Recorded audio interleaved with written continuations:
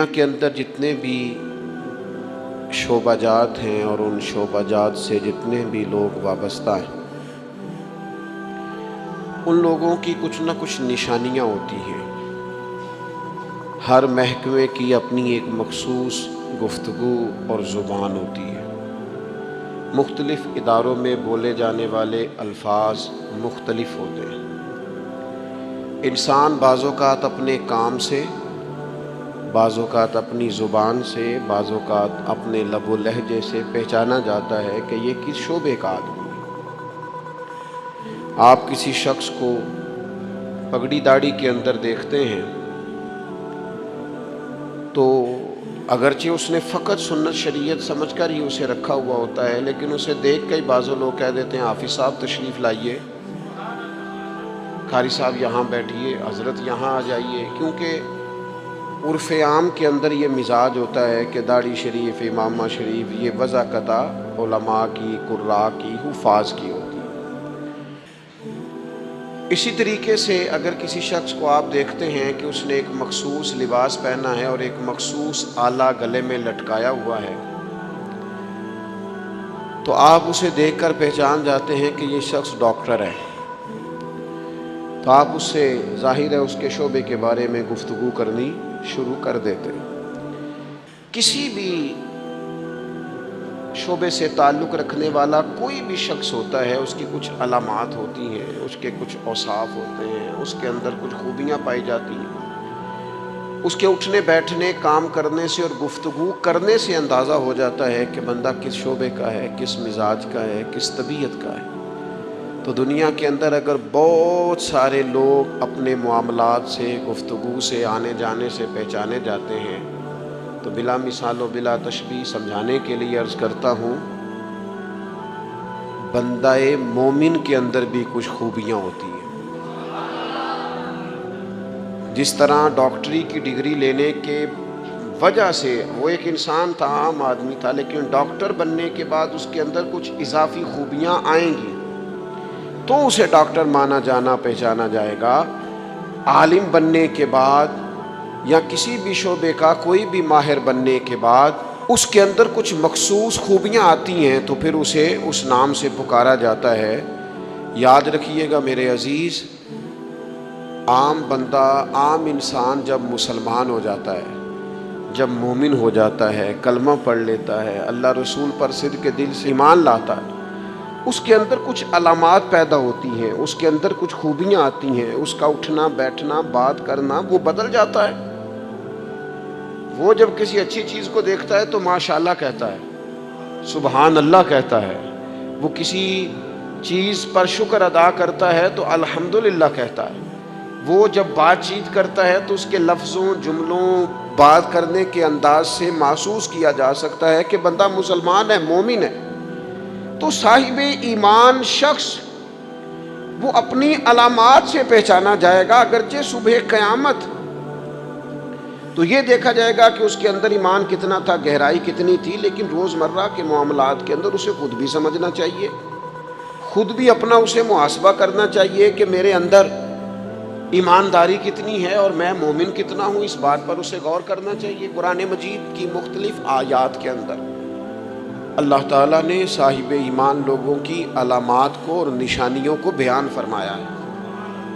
آپ سورہ بقرہ پڑھیں گے تو ھدی للمتقین الذین یؤمنون بالغیب ویقیمون الصلاۃ ومما رزقناہم ینفقون، یہ علامات صاحب ایمان کی بیان کی۔ سورہ مومنون کے آغاز میں اللہ تعالیٰ نے صاحب ایمان لوگوں کی علامات کو بیان کیا، مختلف جگہوں پر مختلف انداز میں۔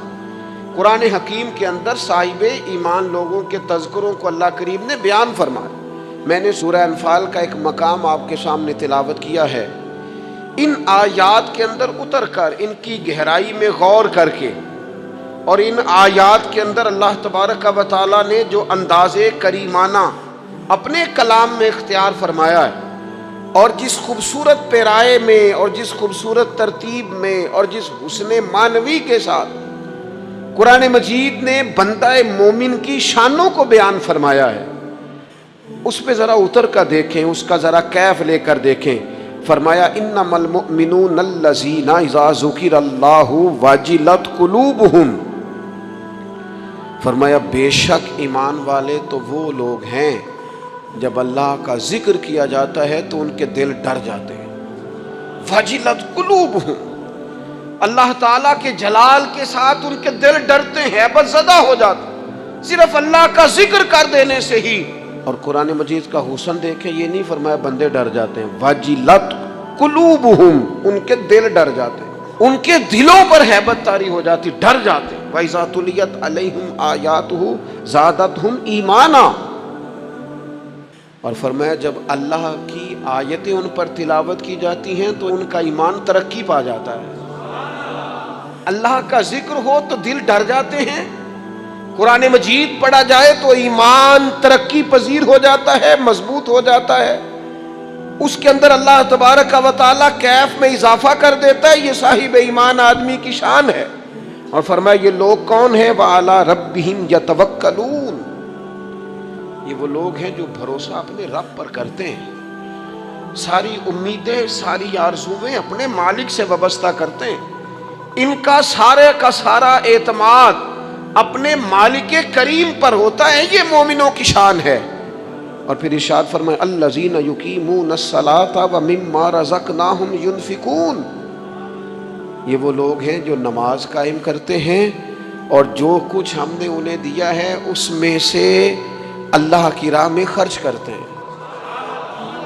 ایک تو ان کے دل ڈر جاتے ہیں اللہ کے ذکر سے، دوسرا یہ کہ جب قرآن مجید کی آیات تلاوت کی جاتی ہیں تو ایمان ترقی پاتا ہے، تیسرا یہ کہ یہ لوگ اپنے رب پر بھروسہ کرتے ہیں، چوتھا یہ کہ نماز کو قائم کرتے ہیں. الذین یقیمون الصلاۃ، نماز قائم کرتے ہیں، اپنے ظاہری اور باطنی تمام آداب کے ساتھ نماز پابندی سے ادا کرتے ہیں. مما رزقناہم ینفقون، اور جو ہم نے ان کو دیا ہے اس میں سے خرچ کرتے ہیں ہماری راہ میں. اللہ کریم نے فرمایا یہ جو 5 علامتیں ہیں، 5 اللہ تعالیٰ کا ذکر ہو تو دل ڈر جائے، وَإِذَا تُلِيَتْ عَلَيْهِمْ آيَاتُهُ زَادَتْهُمْ ایمانا، قرآن پڑھا جائے تو ان کا ایمان ترقی پا جائے، وَعَلَىٰ رَبِّهِمْ يَتَوَكَّلُونَ، اپنے رب پر بھروسہ کریں.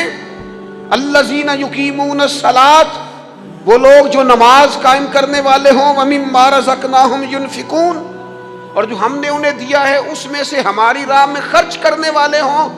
فرمایا جن لوگوں کے اندر یہ 5 علامتیں پائی جائیں گی، اولئک ھم المؤمنون حقا، فرمایا یہ سچے مومن ہیں. کرتے پھریں اپنے حساب سے لوگ تشریح نکالتے پھریں کہ میرے سے اچھا مسلمان کون ہوگا، لیکن رب کا قرآن کہتا ہے اپنا محاسبہ کر کے دیکھ لو، اس کا ذکر ہو تو دل ڈرتا ہے. اپنا محاسبہ کر کے دیکھ لو، قرآن کی آیتیں پڑھی جائیں تو ایمان میں ترقی ہوتی ہے. اپنے آپ سے پوچھ لو رب پر بھروسہ کتنا ہے، اپنے آپ سے سوال کرو نماز قائم کرنے میں تمہارا معیار کیا ہے. یہ دیکھو کہ تم اللہ کے راہ میں خرچ کرنے کے معاملے میں کتنے سخی واقع ہوئے ہو. اگر یہ 5 باتیں پائی جاتی ہیں تو اولئک ھم المؤمنون حقا، میرا رب فرماتا ہے یہ وہ سچے مومن ہیں جنہیں رب سچا مومن فرماتا ہے. یہ اللہ کا فیصلہ ہے کہ اولئک ھم المؤمنون حقا، یہ سچے مومن ہیں، یہ سچے مومن ہیں، یہ سچے مومن ہیں. اللہ کہتا ہے یہ ہیں جو میں تمہیں بتا رہا ہوں، یہ ہیں میرے بندے، یہ سچے مومن. یا اللہ تو انہیں کیا دے گا، کیا عطا کرے گا جب تو کہہ رہا ہے کہ اولئک ھم المؤمنون حقا، یہ سچے. یہ قرآن مجید کا مزہ تو لو یار کتنا زیادہ ہے. یہ سچے مومن ہیں، یا اللہ تو کیا دے گا انہیں. فرمایا لہم درجات عند ربہم، ان کے درجے ان کے رب کے پاس ہیں. اس کا ایک معنی مفسرین نے یہ کیا ہے، یہ جو کہا نا لہم درجات عند ربہم، ان کے درجے ان کے رب کے پاس ہیں. مالک فرماتا ہے اس کا ایک معنی مفسرین نے یہ کیا، یہ تو تمہیں قیامت میں پتا چلے گا کہ رب انہیں کیا کیا عطا فرمایا. لہم درجات عند ربہم، تمہیں کیا بتائیں اللہ انہیں کیا دے گا، ان کے درجے ان کے رب کے پاس ہیں. اس نے لکھ دیا ان کا اجر، طے کر دیا ان کا انعام۔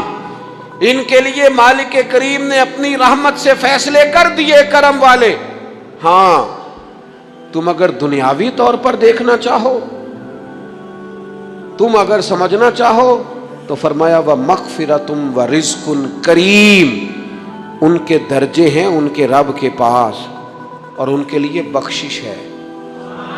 جو خطائیں ہو گئیں بھول کے وہ اللہ معاف کر دے گا، ان کے لیے بخشش ہے۔ اور یہ مت سمجھنا کہ صرف آخرت میں ہی نتیجہ ملے گا، یہ مت سمجھنا صرف بخشش ہی ملے گی، یہ مت سمجھنا کہ صرف اخروی زندگی ہی بہتر ہوگی۔ وَرِزْقٌ کریم، فرمایا ان کے لیے عزت والی روزی ہے۔ ہوئے ہوئے ہوئے، اللہ کرے آپ سمجھیں قرآن مجید کا مزہ۔ وَرِزْقٌ کریم، انہیں میں باعزت رزق عطا کروں گا، روزی بھی ملے گی پر کہیں رسوا نہیں ہونا پڑے گا، روزی ملے گی پر ذلت والی نہیں۔ وَرِزْقٌ کریم، کبھی پلٹ کے دیکھو نا رب کے بندوں کی شان، اللہ انہیں رزق عطا فرماتا ہے تو عزت والا عطا فرماتا ہے۔ وقار والی روزی میں دوں گا، وقار والی۔ بس تم 5 چیزیں پیدا کرو اپنے اندر۔ ایک تو یہ دیکھو جب رب کی یاد ہوتی ہے تو دل ڈرتا ہے کہ نہیں، قرآن پڑھا جاتا ہے تو ایمان مضبوط ہوتا ہے کہ نہیں، تمہارا رب پر بھروسہ کتنا ہے، اعتماد خالق کتنا ہے، یہ اپنے اندر پیدا کرو۔ اور فرمایا نماز قائم کرو، اللہ کے راستے میں خرچ کرو۔ تم یہ 5 چیزیں پیدا کرو، رب کہتا ہے مومن بھی تم پکے ہو، درجے بھی بڑے دوں گا، جو خطائیں غلطی سے ہو گئیں وہ معاف بھی کر دوں گا۔ وَرِزْقٌ کریم، روزی ملے گی عزت والی۔ یہ کامل مومن کی نشانیاں قرآن مجید سورہ انفال میں بیان۔ ہم نا بعض ایسی چیزوں کا آہستہ آہستہ شکار ہوتے جا رہے ہیں جن میں ہمیں انتہائی زیادہ سمجھداری کی ضرورت ہے، معاملہ فہمی کی ضرورت۔ بندہ مومن کیا ہوتا ہے، اس کی علامتیں ہوتی ہیں، اس کی شانیں ہوتی ہیں۔ مومن کا ایک اپنا وقار ہوتا ہے، اس کی اپنی ایک الگ وزاداری ہوتی ہے، اس کا ایک اپنا اللہ تبارک و تعالیٰ نے سٹیٹس بنایا ہوتا ہے۔ ہمیں اپنا معیار قائم کرنا چاہیے، اور معیار وہ قلب سے قائم ہوگا، وہ روح سے قائم ہوگا، وہ باطن سے قائم ہوگا۔ بندہ مومن کا مقام سب سے پہلے اسے خود پتہ ہونا چاہیے کہ میرا توکل کتنا مضبوط ہے، اسے خود پتہ ہونا چاہیے۔ مجھے نہیں پتا آپ میں سے فجر کس کس نے پڑھی ہے، مجھے تو اپنا پتہ ہے۔ یہ ہمیں خود پتہ ہونا چاہیے کہ ہمارا معیار کیا ہے نماز کے معاملے۔ میں نہیں جانتا آپ کی جیبوں میں کتنا ہے اور آپ کتنا اللہ کی راہ میں خرچ کرتے ہیں، یہ بندے کا رب سے رشتہ ہے، یہ آپ جانے، آپ کا خدا جانے، میں جانوں، میرا رب جانے۔ اللہ کی ذات پر بھروسہ کتنا ہے، یہ لوگوں سے نہ پوچھتے پھریں، لوگوں کو نہ بتاتے پھریں، یہ تو دل کا معاملہ اپنے آپ سے پوچھیں، اپنے آپ کو خود اپنے سامنے کھڑا کریں، اپنا حساب خود کریں، اپنے سے کبھی کبھی سوال و جواب کریں، اپنے سے گفتگو کریں۔ پر کیا کریں، ہم ساری زندگی اپنا دنیاوی معیار ہی ٹھیک کرتے رہے، اپنے پیسوں کا حساب ہی لگاتے رہے، گھر، مکان، گاڑی، سٹیٹس، آنا جانا، سلام دعا کتنی ہے۔ یہ ساری چیزیں جن لوگوں کی مضبوط ہیں، نیند ان کی کچی ہے۔ دنیاوی سٹیٹس جتنا لوگوں کا مضبوط ہے، سوچیں ان کی ٹوٹی ہوئی ہے، نظریات بکھرے ہوئے ہیں، لفظوں اور جملوں میں کمزوری ہے، باتیں جو ہیں وہ محسوس ہوتا ہے کہ ابھی تک یہ بندہ اطمینان ہی نہیں حاصل کر سکا زندگی میں، ابھی تک کوئی گفتگو پکی نہیں، کسی بات میں وزن نہیں، کسی جگہ ٹھہراؤ نہیں، کب ہوگا؟ رب کہتا ہے پہلے اپنے دل سے پوچھ، یہ ادھر ادھر کی باتوں سے تو ڈرتا ہے، یہ رب سے کتنا ڈرتا ہے۔ پتہ ہے نبی پاک علیہ السلام کے صحابہ کا سٹیٹس کیا تھا، معیار کیا تھا رب سے ڈرنے کا؟ 2 چیزیں ایمان کو مضبوط کرتی ہیں، ایک رب سے ڈرنا، ایک اس کی رحمت کی امید رکھنا۔ اللہ تعالیٰ کی رحمت کی امید بھی رج کے رکھنی ہے، اور اس سے ڈرنا ہے تو پھر بھی ذرا صحیح کر کے ڈرنا ہے، کچا پکا نہیں ڈرنا۔ ڈرنے کی کہانی نہیں بنانی کہ ہو جی اللہ سے ڈر لگتا ہے، وہ ڈرنا ہے۔ اس ڈرنے سے مطلب ہو کہ اعمال سنورے، اخلاق کردار کے معاملے میں انسان مضبوط ہو جائے، دیانتدار ہو جائے، سچائی والا ہو جائے، صبر و تحمل والا ہو جائے، امید بھی رج کے رکھنی ہے، ڈرنا بھی رج کے ہے۔ ایک بات ہے سیدنا عمر کی، شیر کی باتیں شیروں جیسی، حضرت فاروق اعظم کی ایک بات اس مضمون پر بڑی طاقتور ہے۔ حضرت عمر فرمایا کرتے تھے مجھے اپنے رب کی رحمت سے امید اتنی ہے کہ نبیوں رسولوں پیغمبروں کے بعد اگر یہ اعلان ہوا نا کہ ساری دنیا کے لیے فیصلہ اور ہے، ایک بندہ صرف جنت میں جائے گا، تو حضرت عمر کہتے ہیں مجھے پکا یقین ہے رب بڑا مہربان ہے، عمر کو جنت دے گا، یہ میری امید ہے اپنے مالک سے، وہ بڑا کریم ہے، مجھے پتا ہے میرے اوپر بڑی رحمت کرتا ہے، مجھ سے میرا مالک بڑا پیار کرتا ہے، اس نے کہنا چل تو کمزور ہے سب سے، تو تو جنت میں جانا۔ فرمایا جو بغیر حساب کے کہ جنت میں جائے گا، لگتا ہے میرے اوپر کرم کرے گا میں جاؤں گا، لیکن حضرت عمر کہتے ہیں مجھے ڈر اتنا لگتا ہے، اس لیے کہ جتنا کریم ہے نا اتنا بے نیاز بھی ہے، تے بے پرواہ نال یاری لا کے پیندے نے دکھ سہنے،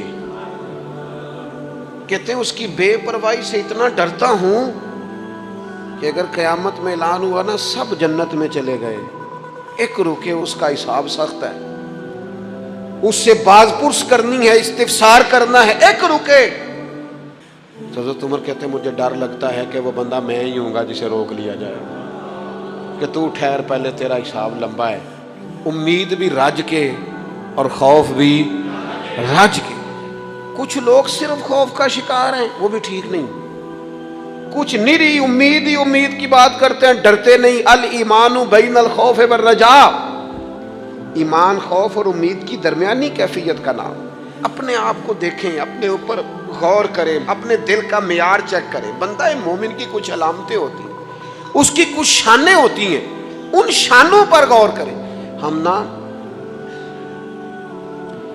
جب تک اپنے باطن کو مضبوط نہیں کر لیتے، جب تک ہم روحانیت کی مضبوطی اپنے اندر پیدا نہیں کر لیتے، اور جب تک ہم روحانی طور پر طاقتور نہیں ہو جاتے، آپ لاکھوں روپے کا جوڑا پہن لیں اور آپ کا قد بڑا اونچا ہو اور آپ کا چہرہ بڑا روشن ہو، لیکن اندر اگر نور نہیں ہے نا میرے دوست، تو لوگ تو ہو سکتا ہے آپ کی فوٹو بڑے شوق سے کھینچے کہ بڑا قد کاٹ ہے، لیکن آپ بے قرار ہیں۔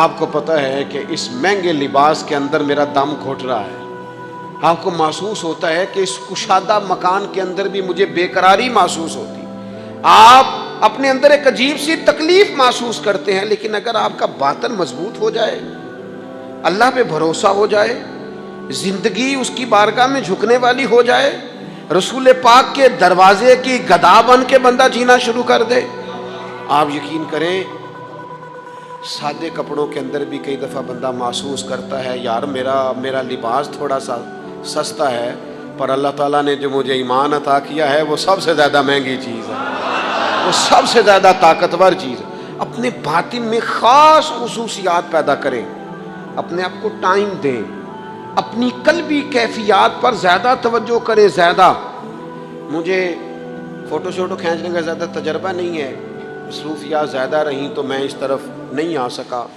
ایک بچے نے مجھے، ایک دوست نے ایک دن بتایا کہ وہ تصویر کھینچنے کے بعد پھر اس پر کچھ کام ہوتا ہے تو فوٹو اور زیادہ سونی لگنے لگ جاتی ہے۔ اس نے بات کر دی، میں نے سن لی، وہ بات کر کے گزر گیا۔ تھوڑی دیر کے بعد مجھے کہنے لگا پریشانی ہے،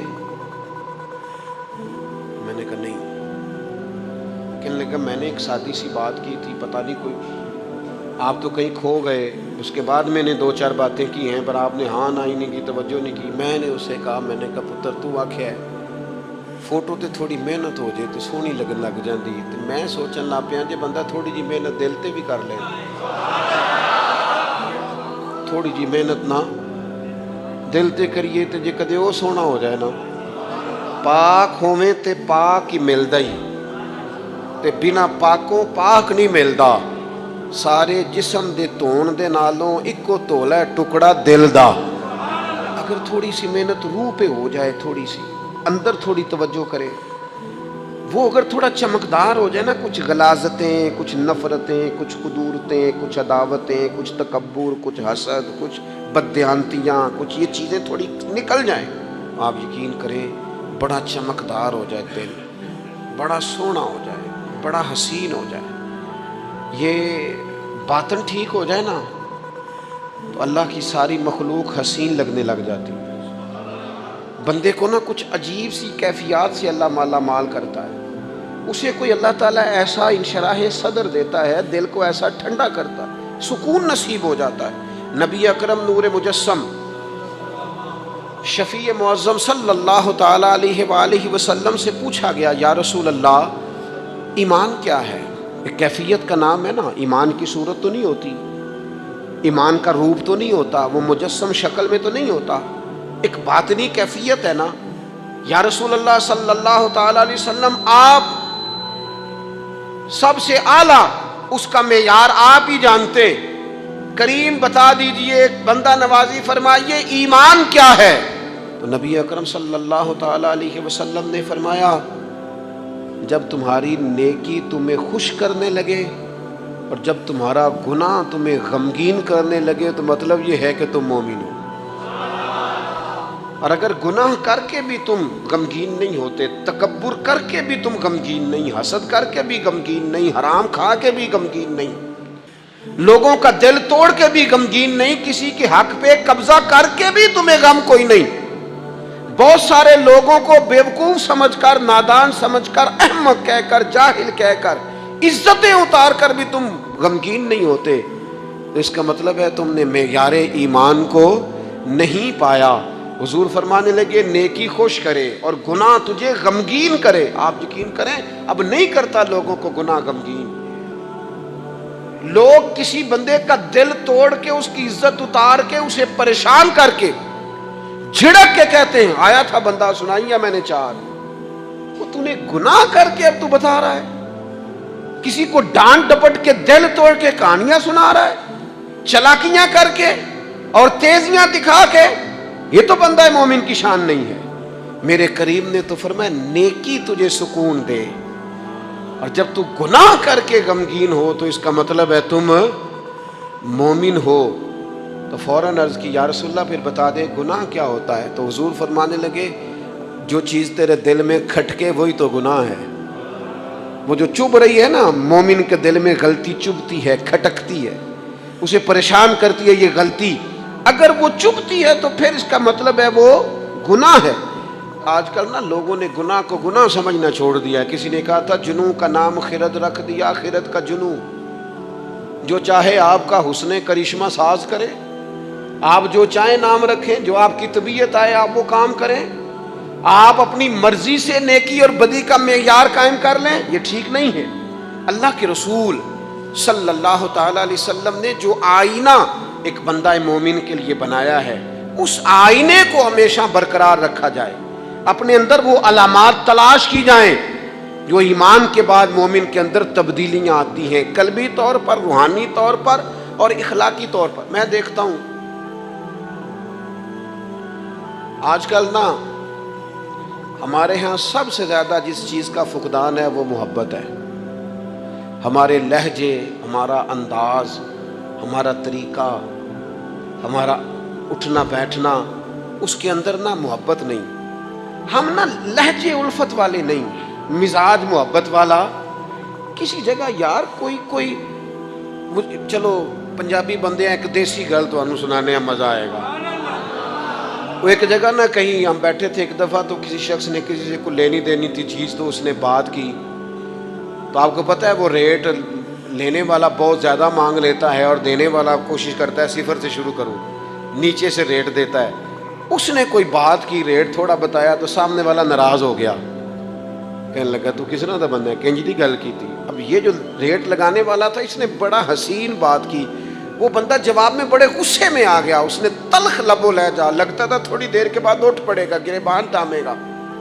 تو ہنس کے کہنے لگا یار وہ لینا دینا تے مقدرہ ہے، گل تے پیار نال کر۔ میں نہ جناب شاعر مزاج آدمی نہ کئی دفعہ پورا فدا ہو جاتا ہے، میرا دل کرے اس بندے کے ہاتھ چوم لو، اس نے کمال بات، اس نے کہا لینا دینا تے ओए गल ते प्यार नाल कर यार, 2 घड़ियां दा बैण है, जरा प्यार से बात कर। क्या हो गया तुझे, मिलने आए हैं, गनीमत जानिए मिल बैठने को, जुदाई की घड़ी सर पर खड़ी है, अभी अलार्म बजेगा उठ के तू अपने घर में अपने घर। ओ बात तो प्यार से कर, ओ बोल तो मोहब्बत के साथ, सौदा देना बेचना लेना अलग बात, ओ तू बोला तो ठीक कर, तेरा लहजा तो ठीक हो, तेरी गुफ्तगू तो ठीक हो। लो सुनो ना क्या कहा मदीने वाले महबूब ने, क्या बात है मेरे करीम रसूल की।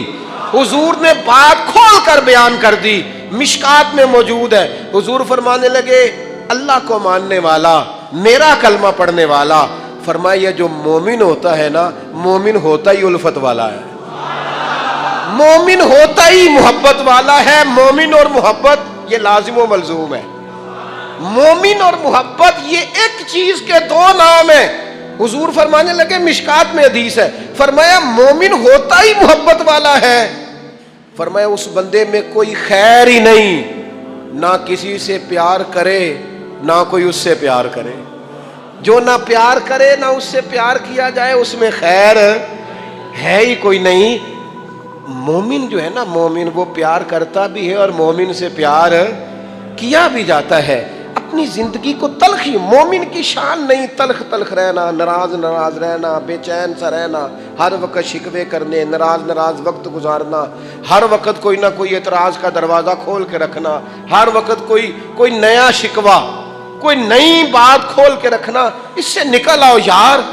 प्यार जो होता है ना वो दुनिया को संवार देता है। मोहब्बत जो होती है ना उसके अंदर बड़ा मजा होता है, उसमें बड़ा कैफ होता है। इसलिए अपने लहजों से तलखियों को निकालें।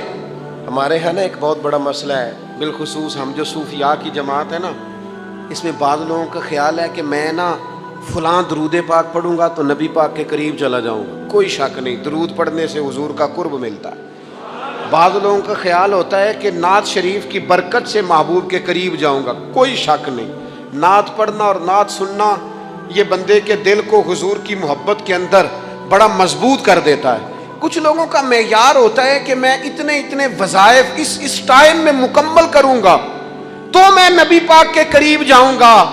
तो हुजूर ने तो खुद बता दिया मेरे करीब कौन है।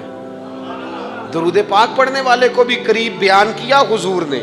जिहाद करने वाला, इबादत करने वाला, रियाजत करने वाला, दीन की खिदमत करने वाला, ये सब हुजूर के करीब है। पर नबी पाक अलैहिस्सलाम ने फरमाया तुम में से, ये बुखारी है, फरमाया तुम में से मेरे यहां मेरे करीब सबसे महबूब वो शख्स है जिसके अखलाक ज्यादा अच्छे हैं, जिसका रवैया लोगों के बारे में ठीक है, जिसकी नियतें, इरादे, लहजे लोगों के हक में नरम है, वो मेरा महबूब है। हुजूर फरमाते हैं मेरा महबूब है, मेरा वो प्यारा बंदा है, वो मेरा महबूब है उम्मती। तो हुजूर का महबूब बनने का बेहतरीन तरीका यह है कि अपना अखलाक ठीक किया जाए। एक बात और करनी है, जो दौर मेरा और आपका दौर है ना, ये तेज लोगों का दौर है, चालाक लोगों का दौर है। लोग ऐसी ऐसी बात सुनाते हैं कि बंदा हैरान हो जाता है। चालाक मिजाज, तेज तबीयत।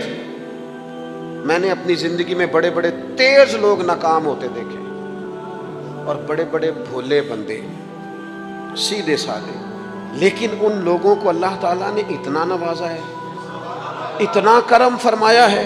लो सुनो, तिरमिजी है, नबी अकरम सल्लल्लाहु ताला अलैहि वसल्लम ने फरमाया जो मोमिन होता है ना वो भोला भाला होता है और शराफत वाला होता है।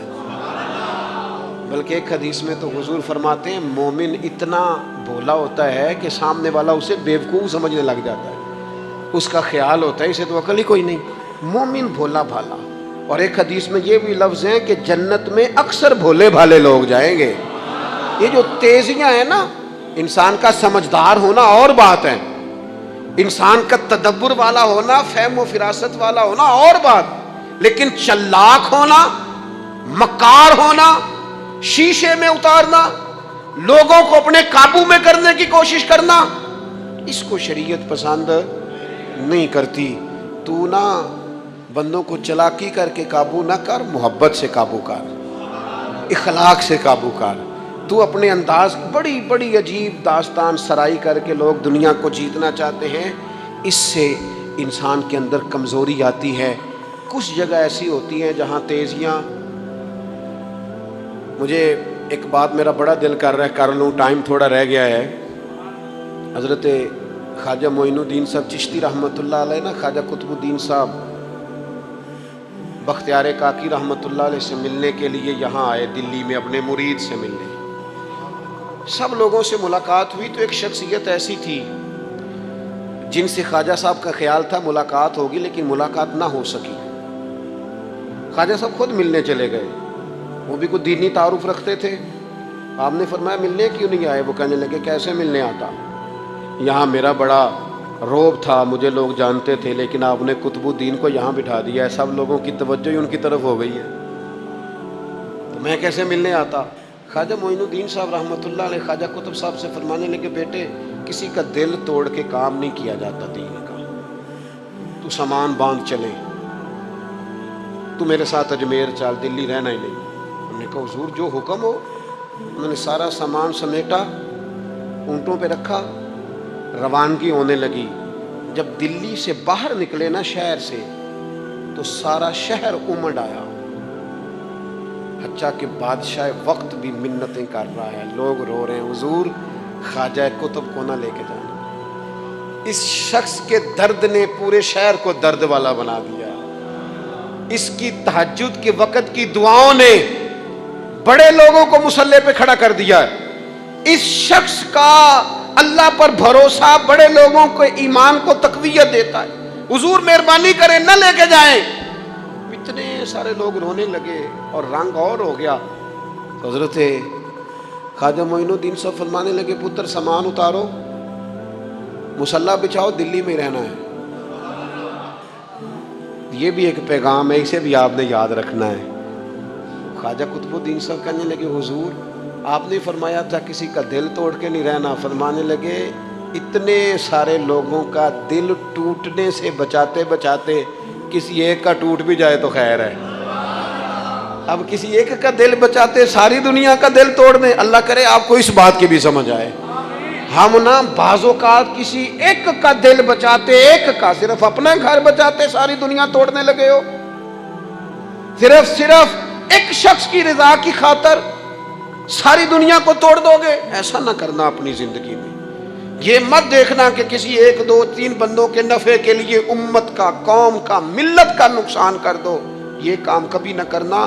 ذاتی مفادات کو ہمیشہ چھوڑ کے قومی، دینی اور ملی مفادات کو مقدم رکھنا۔